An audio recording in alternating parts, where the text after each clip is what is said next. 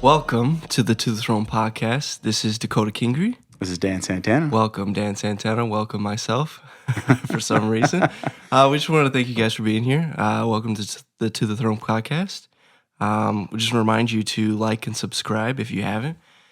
It'll help us get boosted. Does that help like the algorithm of like Spotify or when people... Sure. I don't know. I don't know anything about it. It makes us feel good about what we're doing. It helps our confidence. Right. Regardless. Yeah. Welcome. In other news, we did release a new product, the TTT tote bag. That's right. Which is great. I love it. I will take it everywhere with me. I've got it sitting beside me right now. It's great. You can literally put any. I put a blender in it the other day, and like for all your blending needs. Yeah, I just carried a blender in this tote bag. It's great. So high quality, and it's priced at the best number of all time. What's the number? 7. No. Wait, that's my favorite number. I'm sorry. Okay, the second 23. Best number of all time, which is 23. Yeah. Which is, if you live under a rock, is the jersey number of the greatest athlete of all time. Of course. Michael Jordan. Yes. So / not LeBron. / not LeBron. We love all you LeBron lovers. Yes. We just know what the truth is. Thank you for listening, LeBron lovers, but we know what the truth is. We know the truth. And the truth will set you free. Amen. Well, howdy, everyone. Welcome. Today, we want to dive into something that's very close, and I'm super excited about the topic today because it's something that we have been walking through. It's very, does produce a lot of fruit in our lives, and that is a topic of using what's in your hand. We believe that God has given you everything you need to be successful and to do what you've called to do, what He's called you to do. And so that's been something that we have, we've had to walk through it, and it's killed a lot of pride and stuff in us. For sure. Just being like, God, give me more, give me more. And God's like, no, I've already given you exactly what you need. So that's what we're going to dive into today, and we hope it, it could take you to the throne a little bit, I guess. Yeah. So, I don't know. Kick us off. Dive into this topic a little bit because we've had many conversations on this. And it's been a huge element of what we've been walking through the past year. Right. Well, even for everyone who's listening, even as you're listening, the way this podcast has come about is we've used what's in our hands. And it's not always the thing that we would prefer or what all the pros use or whatever, right? You can use that as an excuse a lot of times. Well, I don't have this. Well, when I have this, then I will Right. Then I'll do the thing that I'm supposed to do, that you've called me to do, God. Right. Yeah. And I just believe that God, when He calls you to do something, He's equipped you to do what you need to do for that season, right? And we've had to struggle with that because we like excellence, which a lot of people do, right? Excellence is something that I hold dear to my heart because excellence is, especially unto the Lord, is the thing that I think, brings the best out of us to give to Him, right? It brings the best out of our heart, out of our efforts, what we do to present it to Him and to bring it to Him. So excellence to me is extremely important. But there could be a thin line between excellence and perfectionism. Yes. And we've had to walk that too and saying, hey, let's not cross over that line of perfectionism and saying, well, perfectionism is, if it's not this good, then I don't want to do it. Mm-hmm. It has to be this good. I have to have this, name it, right? I have to have this level of gear. I have to have this level of influence. When I get to this level, then I will. And that stops so many people's dreams. That stops so many people's callings because they're constantly looking for something that'll motivate them to do the thing that they're called to do and not realize that what God has done is already put it in their hands. Right. So I look at excellence as something that could be a power, but it can also be something that also leads you into a trap, right? If it's not focused. And right now, what we've done is had to put the pride aside in a lot of areas. And I'll tell a story. A lot of areas. I'll tell a story for me personally over the past couple years. Some of you know, some of you don't, but I'm a songwriter. I'm a musician. I've been one for actually a long time. And I've had a dream to release music and do that whole artist thing, right? And I had the ability to do it when I was first started music. And after having a family, getting married, having a family, there's things in life that come and has challenged that a little bit in my life. It's still always been there, of course. I was a worship pastor as well. And, there's just times and seasons where you put things down to pick other things up that God has called you to do, right? That didn't mean I stopped being an artist. It's just there's the activity of being an artist that I've always had a desire to be. Right. And it's actually taken longer than I would prefer, which is a tough thing to talk about because a lot of people will say, if you haven't made it by this age or if you haven't gone this far, then it will never happen, right? And I don't believe that. I don't believe that, we've seen so many people in the Bible that have been at advanced age and they have done their greatest thing at an advanced age, And one of the people that we actually really love is a world famous producer, okay, who at an advanced age produced one of, if not the highest selling album of all time, right? And that wouldn't have happened. It's Thriller by Michael Jackson, by the way, is that album, right? And that wouldn't have happened earlier in the life of this person. Why? Because there was things that he brought to there was a moment. Right. It's like the moment that everything just comes together. And you start seeing those things happen in other people. And it encourages you when it's like, well, I haven't made it this far, right? And I haven't gone this far yet, so therefore it'll never happen. So in 2020, I released a little EP, small little EP, right? And it was some songs that I've written over the past years. And one of the songs that I actually wrote, the first song that I wrote when I moved here, early 2019, with a group of friends, was a song that I had on there as well. But that was out of obedience, and I've mentioned this before, but that project was years in the making, and I had always said, well, it needs to be at this level. It's this exact conversation. If it's not at this level, if it doesn't look like this, if it doesn't sound like this, then I can't do it. And there's a reality to that too in the industry, especially moving to Nashville. Right. And you see people in the industry that yes, everything, their demos are so radio ready. It's crazy. The level that people are putting out music now at a work tape demo level. And so I would struggle with that. And God actually told me to release this music. And I said, well, God, I had at the time a really old computer that was running Logic and didn't have a lot of RAM. And I did, there's a lot of things that was super limited. I had an entry-level interface, had okay microphones, and, everything was kind of just like, it's okay, right?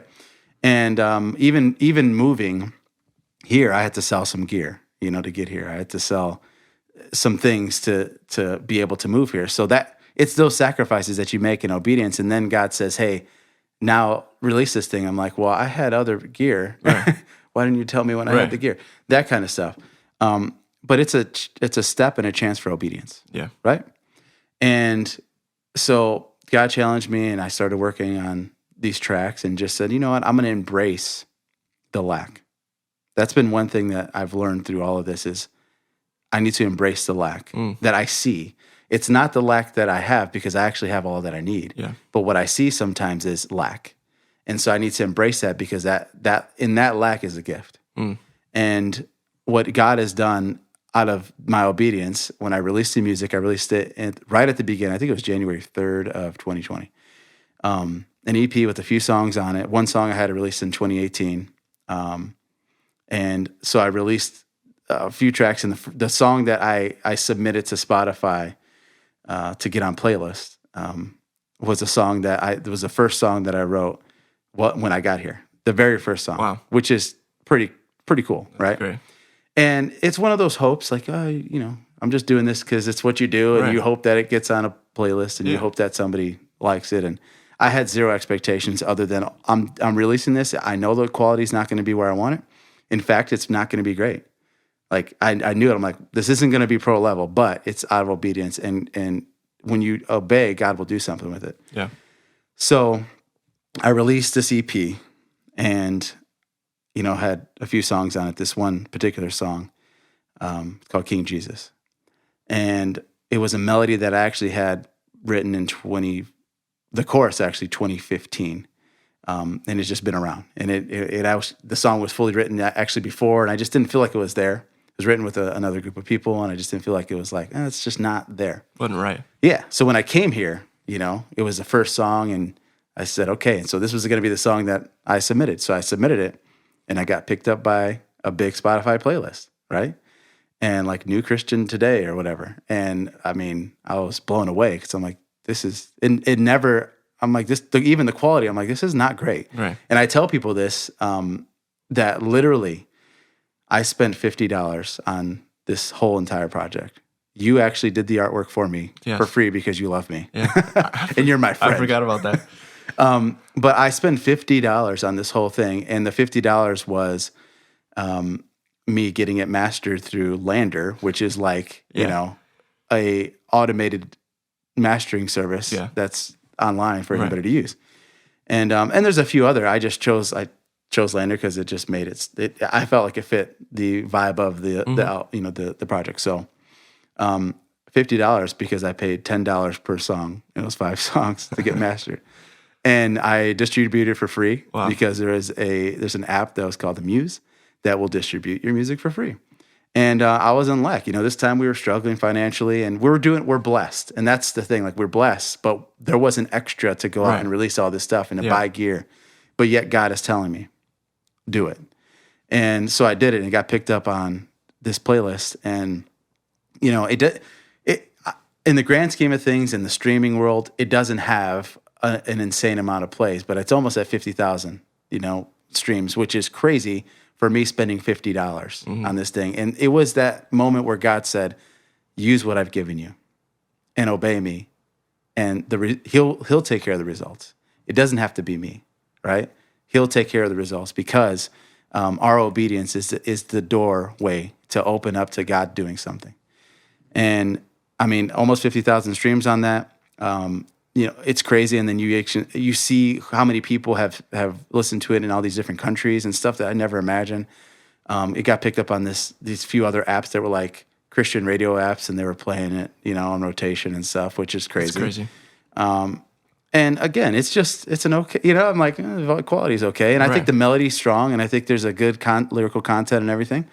I think it's a good song. It's a great song. But the presentation wasn't what I wanted it to be. Yeah. But yet, God said, do it. Yeah. So that's my story of a recent story here of me. And there's still more songs to come out, and there's still more things. And so I just encourage anybody that no matter what you're called to do, whether it's music or a book or a business or whatever the case is, God, if he called you to do it and he's instructed you to do it, he's given you the things you need for that season. Yeah.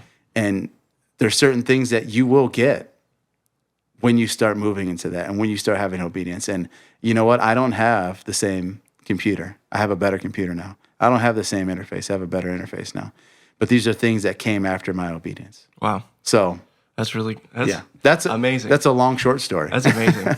About what I've used in the recent past that's been in my hands. Everyone go listen to King Jesus because it's a great song. Well, thanks. And I love that song. I still listen to it. It's great. Thank you, man. And so, and like you said, did the artwork. And I remember that whole time of, like you came over to my house and we're like going back and forth. What do you think about this artwork? And then you sent me this picture of, it was like a cassette tape that you found online. And I'm like, well, just a black and white cassette tape. We can throw it in there and we just made it work. And it worked. And now it's at 50,000 streams and it's amazing. Which again, it isn't anything great. Yes, but it's 50,000 more streams than you exactly didn't have. And for the amount of, when you look at the amount of investment that is put in. Your ROI is insane. Right. Because there's people who put thousands of dollars in a song and get 10,000 streams. Yeah. And that's not like a down, you know what I mean? It's not, It's not a comparison thing. It just means like, let God, like walk in obedience and let God be that person who, pushes you forward. Again, my life verse is James 4:10. I say it all the time. Humble yourself before the Lord and he will lift you up. Wow. And that means you say, God, I walk in obedience and I don't have to be that person. I don't have to be everything that I think I have to be. I just have to be the son, a good son that obeys you. Yeah. And you will place me in places that I could never, even if I had a perfect mix and a perfect sound and he can do things that we cannot. And he can take our creativity, our callings into a different place when we submit ourselves and obey. That's amazing. Yeah. When you were talking, I think, something that I've noticed is that perfectionism is a cousin to striving. Yeah. And those two, they go hand in hand because a lot of times we think that we need to do everything in our own effort. We need to spend thousands of dollars and we need to do this and we need to do that and we need to control this and control that and work here and overwork here and strive here.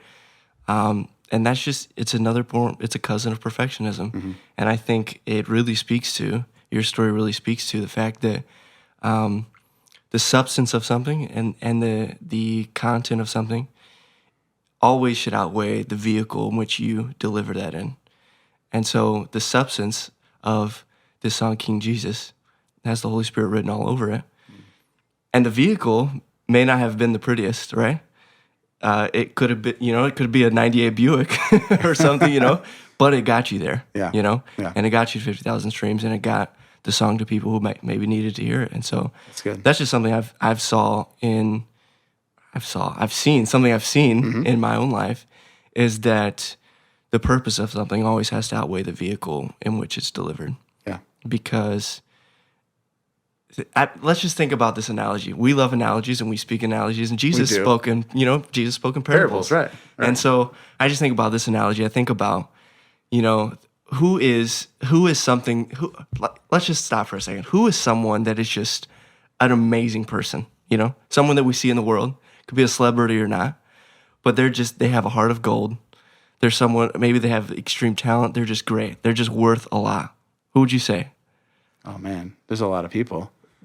Just name someone who has great talent. They're just someone who's great, not necessarily they're great in the world, with talent, but okay, let's just stop. I'll just just say, imagine yeah, if Jesus himself was driving down the street in a beater van, in my van, because for those of you that don't know, I didn't have a car. God gave me a car, but the car he gave me was a 2004 Pontiac Montana in white, and it's great. And it's got a DVD player, so I can watch movies in my car. There you go. But imagine if Jesus rolled up to a prestigious event in this car.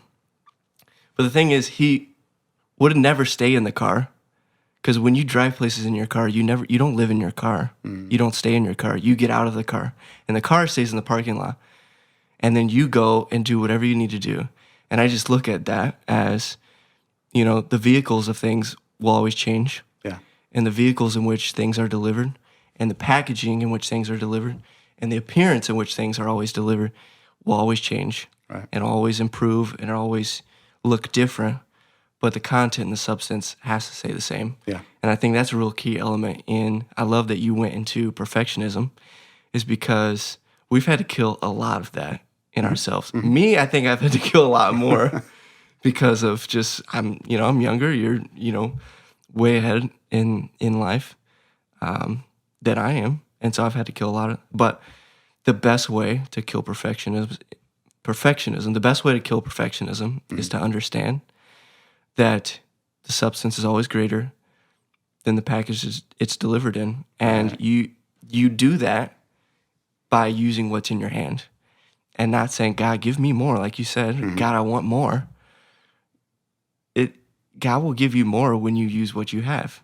And that's a biblical principle. Right. It's a biblical principle of stewardship, which is something that you live your life by, and I try to live my life by as well. So when you take care of and you use what God has already given you, then he will give you more. Yeah. I told you about a moment that I had with God we were out last night. Yep. And there was a period of it was a few weeks, maybe a month, where I was really dry creatively. And I was really in this rut of I couldn't, normally my mind is always moving and always going and always thinking and always doing. But I was in this season of I was in this moment of Like, I've got no ideas. I've got no inspiration. I've got no creativity flowing through my brain, it seemed like. And I asked God, I said, God, I need some ideas. Like, give me some inspiration. And he said to me, why would I give you more ideas when you haven't used the ones I've already given you? And I immediately convicted, right? But I had to go back and say, God, you've already given me this notebook of all these ideas, and I haven't done anything with them. So why would you give me more? Why would God give you more if you haven't used what he's already given you? That's it. Like, why? I would never give my daughter more food if she hasn't eaten the food on her plate. Very true. Never. Why would I? It's not even a fact of like, do I want to? Right. But why would I? Yeah. Because she already has food on her plate. Right. You know what I'm saying? You've already provided. I've already given her what she needs. Yeah. So why would I give it her when she hasn't used what she has? Right. And so, but I think, it's hard sometimes because when we look at the lack in our lives, I think it can distract us sometimes, and it can make us focus and hone in on the wrong things. When I look at, okay, God, I don't have this, and I don't have this, and I don't have this, then then that becomes your focus. Your focus becomes your lack. Yes. And not on the person who can. The provider. The provider, right? The provider who can give you whatever you need in any time and in any way. In Isaiah, it says that God makes a way where there is no way. All right. And so I've seen that in my own life, but it's come through. I've seen God move and do miracles in my life and give me things through unreasonable means. Right. Things that just don't make sense. I've seen that happen. But it's come through me stewarding what he's already given me. It's come through me using what he's given me. It's come through me being faithful with the things and the time and the positions and the resources and the placement, the positions that he's already put me in. Right. And so never, ever have I once seen a situation where God has given me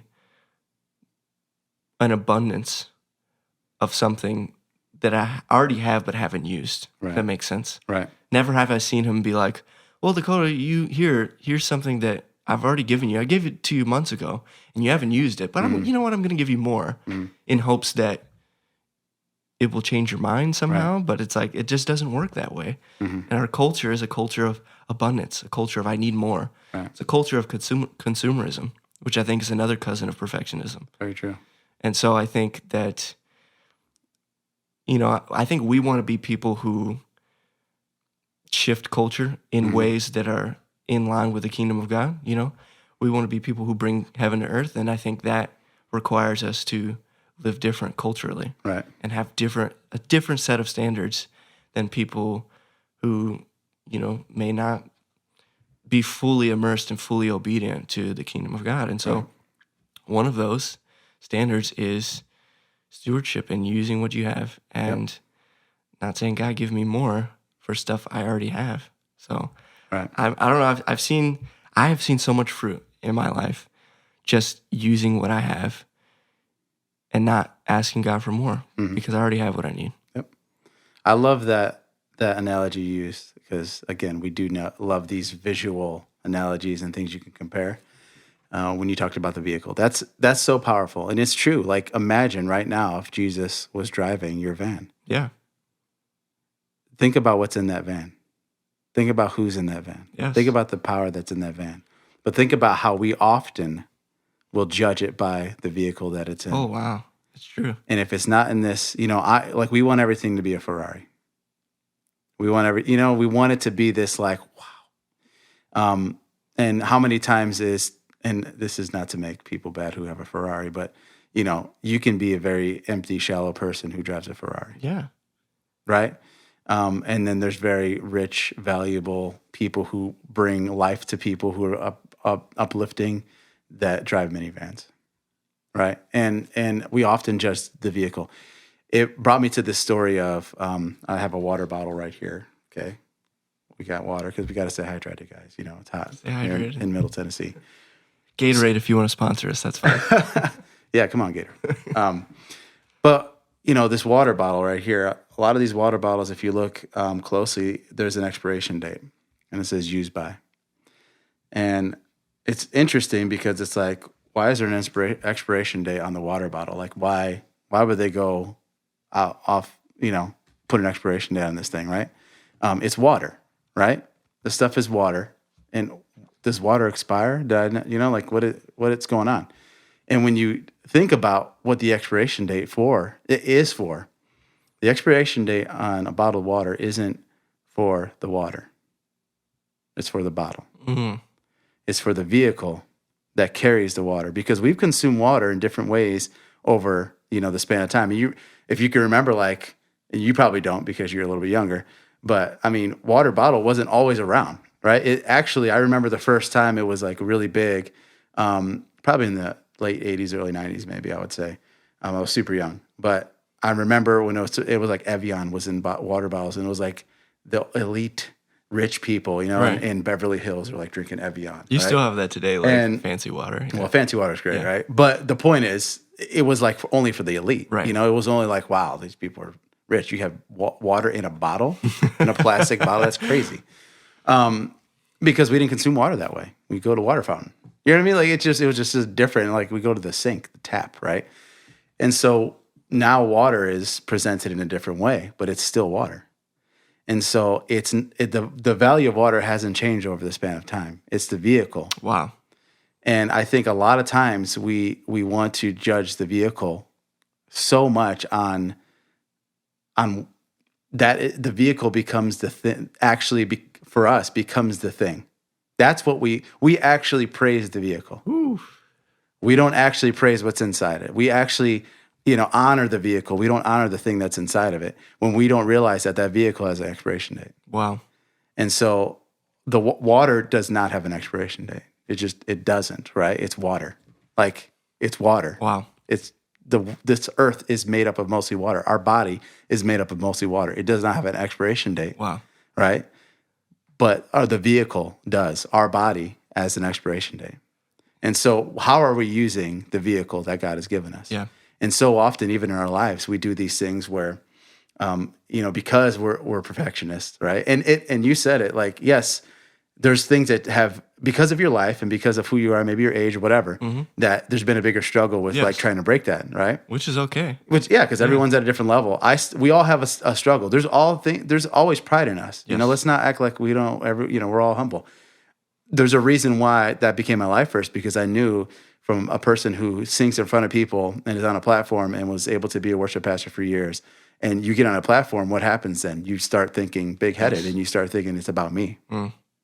When you don't realize I'm the vehicle. Yeah. And it's not about me, it's about what's inside of me. And so we need humility, because then what's inside of us can actually come out and actually touch people in a way that just the vehicle can never touch people, right? So when I look at, right now we're in this heavily, this world right now is so outwardly focused that so often we stop ourselves from doing what we're supposed to do because we only see the outward. And we don't see the quality of what God has done in us. And whether that's a business person, whether that's whatever you're called to do. And that's one thing that you got to pray and say, God, what am I called to do? And He's got to reveal that to you, right? You go to the throne and figure that out. You go to the throne. This is what this is all about. You go to the throne and say, God, what am I called to do? Because some people may struggle with that. But when you know you have a calling on you, we can easily disqualify ourselves when we say, well, I don't have enough. We go to the Bible and we say Moses had a calling on him, right? Moses was somebody who, by God's grace, was saved and was able to grow up, right, in luxury. And then he killed somebody and had to run. Yeah. And he had to be a farmer for 40 years. A shepherd in the middle of the desert. Right? A shepherd. And then God had to reveal Himself, even in an extravagant way, to get his attention. But God had to tell him, I've equipped you. And I've made you able to do what I've called you to do. And he was called to bring his people out of Egypt. but he stuttered and he had a voice and he just made it's an excuse, right? Yeah. A lot of us know this story. And how many times are we going to say, God, I can't do that. God, I can't, I can't. It's like, no, if God has called you to do it, he's actually giving you the ability to do it. And guess what? Moses did it, right? He did it, even out of his lack. And so, yes, there's that lack thing that we focus on. But like I said, I feel like there's times where I'm like, I'm not going to focus on it, but I'm also going to embrace what I feel is lack and say, God, because in that lack, you've actually had, that's my purpose. Mm-hmm. In that lack is like, no, what I see as lack, you see as provision. Yeah. He sees it as provision. He doesn't see it. He's like, I've given you enough. Yeah. He says his mercies are new every day. Wow. Every day there's new mercies for us, and he keeps providing, right? The Bible says he will provide all of our needs according to his riches and his glory, which never run out, right? He owns everything. He will provide all of our needs, not our wants. And oftentimes we want to say, I need this. And it's like, God's like, no, you want it. Yes. You don't need it. Yeah. You want it. Yes. You want it because this person has it, or you say this is the vehicle that somebody else has. So therefore, you think you need it. Yes. But you need to have confidence. Wow. And I love that the verse that To the Throne is based off of, our ministry To the Throne, right? Our podcast. What it comes from is come boldly to the throne, right? And another translation is what? Come with confidence. So good. And we have to have confidence in what God has called us to do and say, I have confidence in what you call it. And it's not pride, right? It's not boastful. It's not like, cockiness, because that could be confused, right? It's confidence. And you can sense when somebody is just confident, right? Oh, yeah. We need to have confidence is what he's called us to do, because then we don't see the lack. We see everything he's given us. He's given us enough for whatever season we're in. Wow. Because I promise you, if you have that attitude, when you get what you think you need, you're going to need something else. Oh, yeah. And and it'll be a vicious cycle of you just collect a bunch of stuff that ends up in your closet. Mm-hmm. And because you never have enough. Yes. And so I want us to have that attitude of he is enough. He is enough. He's given us enough for what we need right now. And the vehicle thing to me is such a powerful description of how many times that, like, do we judge Jesus because he came out in the city on a donkey? Yeah. In the vehicle, how God knows what he's doing. The Bible is written for a reason. Yeah. He didn't come out in a way that was like what a king should come. He came in the exact opposite spectrum of all their expectations. That's it. He almost did everything the opposite way of what they expected. The Jews they kept asking him, is this the time now that you will restore the kingdom of Israel? To the Jews. Yes. And Jesus is like, no. He was born in a manger. Right. From people who were not denied a stay at the end. That's right. They had no, and what a beautiful picture that he was born in a manger, in a stable with barn animals, where no one else, not a place where humans sleep, but in a place of filth where animals sleep. Yeah. And that's where he was born. Yeah. And that's where he was brought into this world. What a beautiful picture is it that, like, the vehicle is actually the least important part. Right. That it's just required to get you there. That's it. And so I think it just goes in line with the kingdom of God. We were talking about, we recently listened to a podcast with someone who started a company based out of a lack that they had, based out of a problem that they faced. And they had zero money when they started this company, but they started this company based out of an issue that they faced. And instead of saying, okay, this is my lack, right, and being a victim and saying, okay, like, let me figure out a way around this or a way to, just deal with this or to live with this. Instead of saying that, they actually used it as their opportunity. And they grew a company from having less than $1,000 in the bank to selling it for over selling it for $1.2 billion. Right. Because they embraced the lack that was in their lives. And instead of saying, okay, God, I'm going to lean into this lack, and I'm going to allow you to provide in this area. Right. And I'm going to trust the gifts that you've given me, and I'm going to lean into it. And so I just think we've seen the fruit in our own lives of saying, okay, God, we just have to embrace like you said, the lack that we have. Because I think it's in that space that God does his best work, is when we step into a room Right. that's filled with nothing, and we say, God, fill it. And he does every time. Because it's faith, and that's what he asks of us. Right. And so I knew when my life fell apart, I was called to move here. And I had nowhere to live. I had no car to drive. I had no job. Right. I had nowhere to live, no car to drive, no job. Yeah. I knew one person in the area. I mean, the list goes on and on of the things that I didn't have. But as I kept making steps and walking towards what I knew God was telling me to do, he said, okay, here, I'm giving you a car. Right. Here's a place to stay. Here's a job. And the list goes on and on. Because as you step closer and closer and closer, as you step into the lack and say, I'm not going to live in the spirit of lack, Right. and I'm going to live in the fruits of the Spirit, love, joy. We know all the fruits of the Spirit. And, God is just, he meets me where I am. And so I just think here's an interesting encounter I had with the Lord the other day. I burnt myself at co-group for church on a waffle iron. It was a bad burn. I mean, it was a bad burn. And I asked the Lord a few days ago, I'm like, Lord, would you heal this? If I prayed, would you heal this? And he said to me, why would I heal it now when I've already made your body to heal it? Wow. And I was literally like,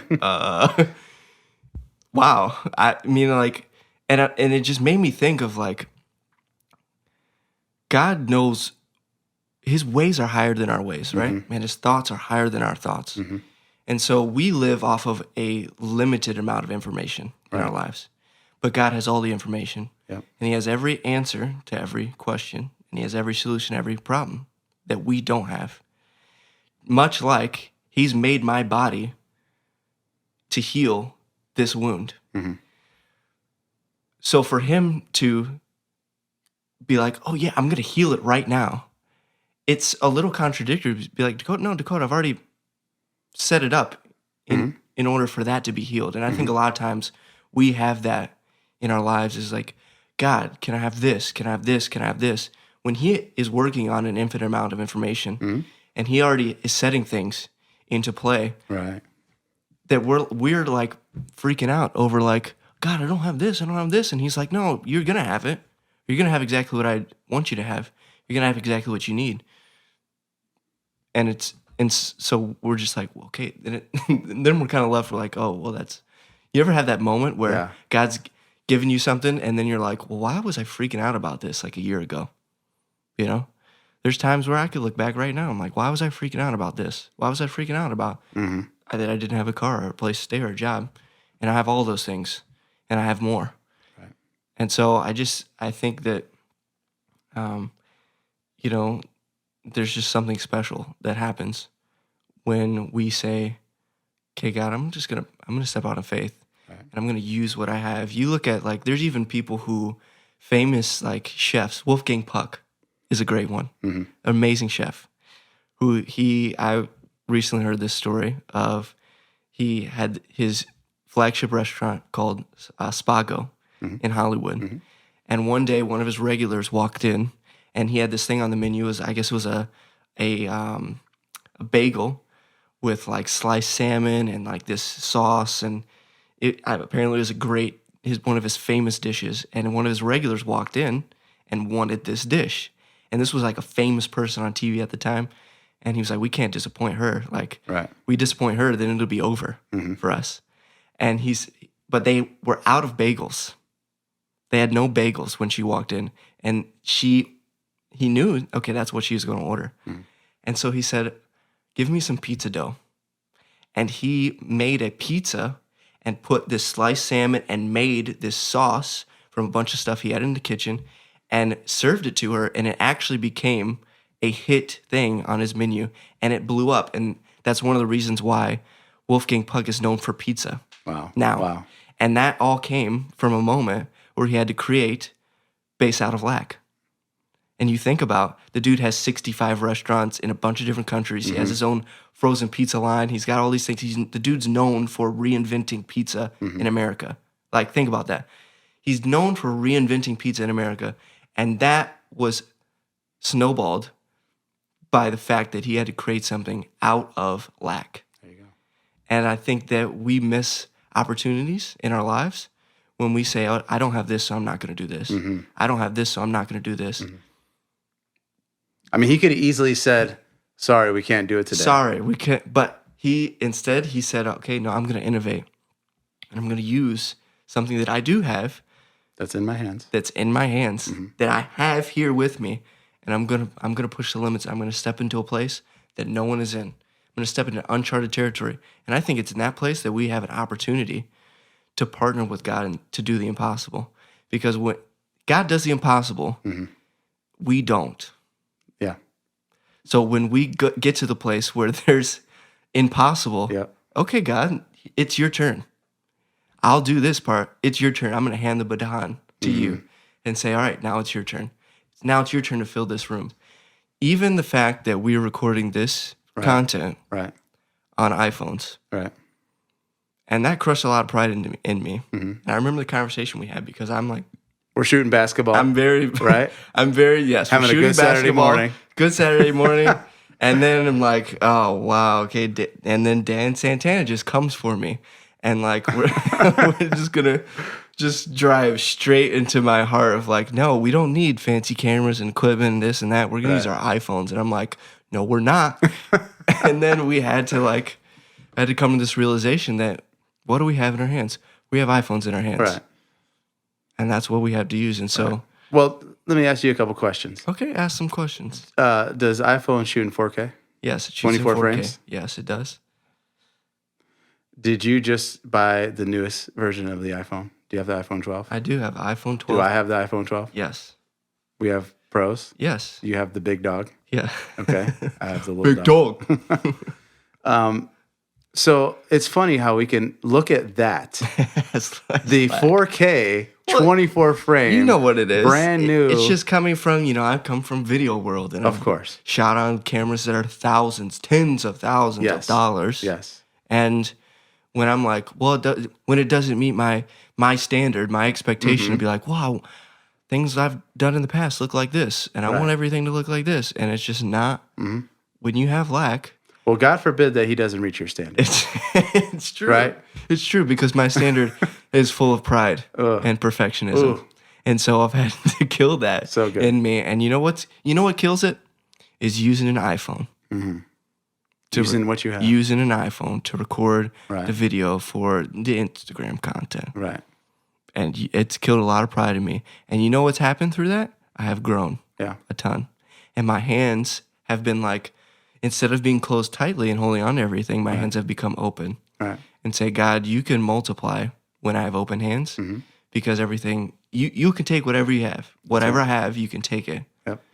And you can multiply, but he can't do that with closed fists.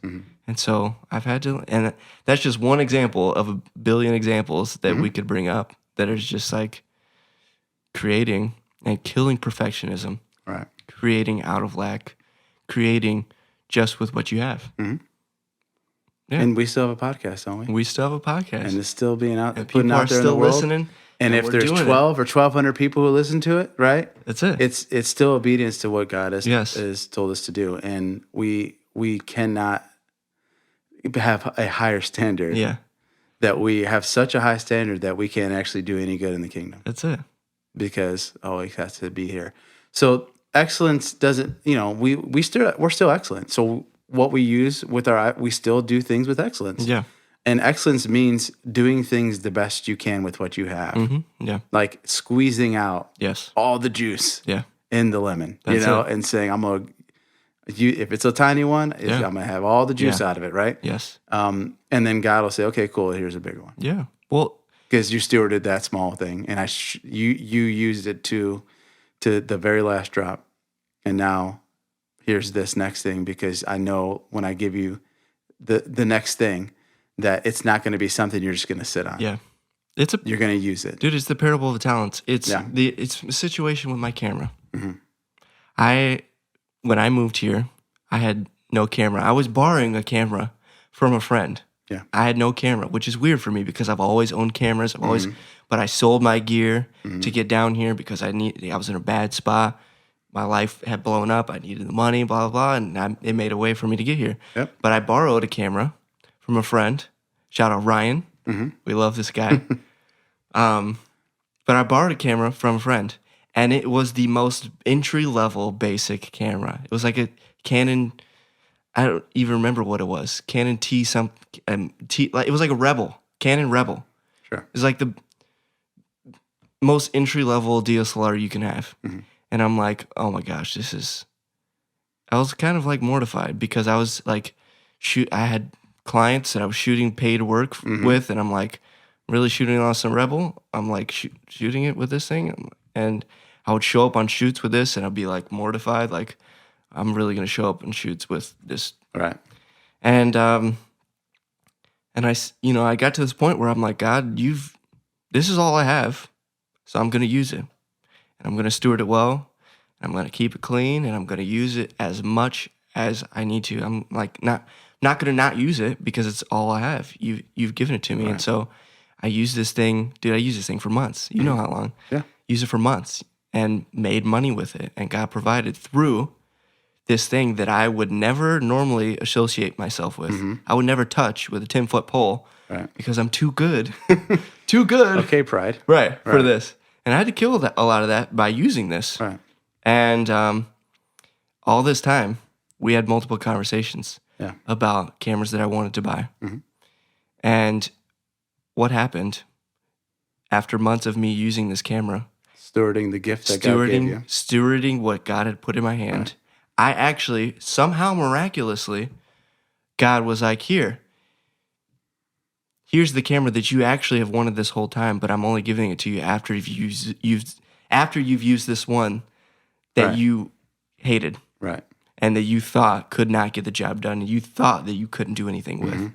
And it only came through me using what he had given me. Yeah, having stewardship. But now I have this amazing thousands of dollars of camera gear now that I still don't know how I afforded, but it came through me using what God had given me. Right.